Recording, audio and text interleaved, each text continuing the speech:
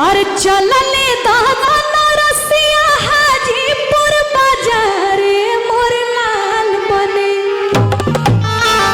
कि चलले हनुमान नरसिया पटना बाजार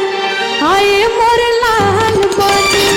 मंगली उनकर बहिनी हारे मोर लाल बने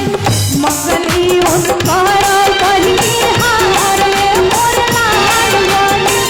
चलले गावा नरसिया हाजीपुर बाजार मोर लाल बने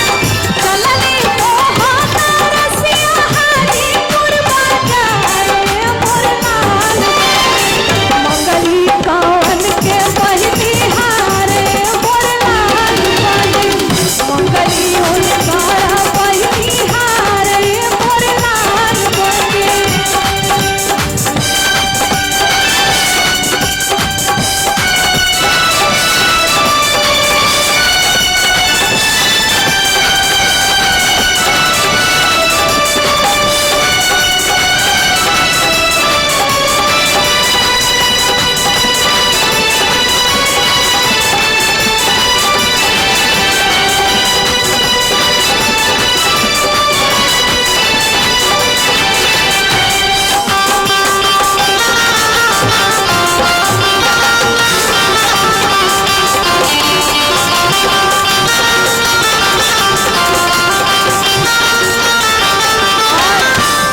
इस गीत का भाव है,